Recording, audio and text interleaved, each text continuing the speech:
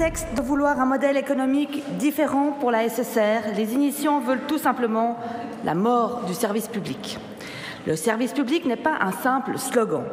Il implique une information objective, une diversité culturelle et sportive, ainsi bien sûr que le respect des minorités dans un pays qui a 4 langues nationales pour 8 millions d'habitants. Le budget de la SSR ne peut pas être diminué de moitié en un claquement de doigts. Sa mission implique un socle financier minimum important. On ne peut pas toujours miser sur la publicité. Quel annonceur viendra prendre la tranche horaire autour de l'émission du dimanche matin, Dieu sait quoi? Cette émission est l'exemple même de ce que l'on attend d'un service public. Elle favorise le dialogue interreligieux dans l'intérêt de la cohésion de notre société constamment en évolution. Non, TF1 ou d'autres chaînes étrangères ne parleront pas des problématiques spécifiques à notre pays. Nous devons garder un service public fort. Il faut aussi pouvoir garantir une équité des temps de parole lors de votations ou d'élections. Les chaînes privées ne sont pas tenues de le faire.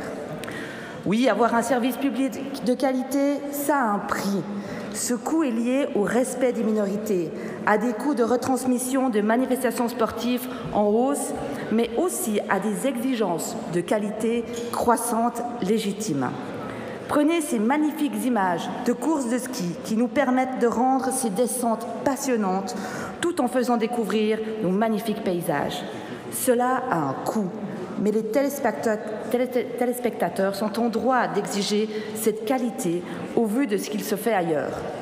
Limiter les moyens de la SSR, c'est une atteinte aux minorités de ce pays. C'est une diminution de qualité, c'est une mise en danger du cinéma suisse, de la diversité culturelle et sportive, c'est une atteinte à la cohésion nationale et sociale de notre pays. Pour toutes ces raisons, le groupe Vert libéral rejettera l'initiative et le contre-projet. Je vous remercie.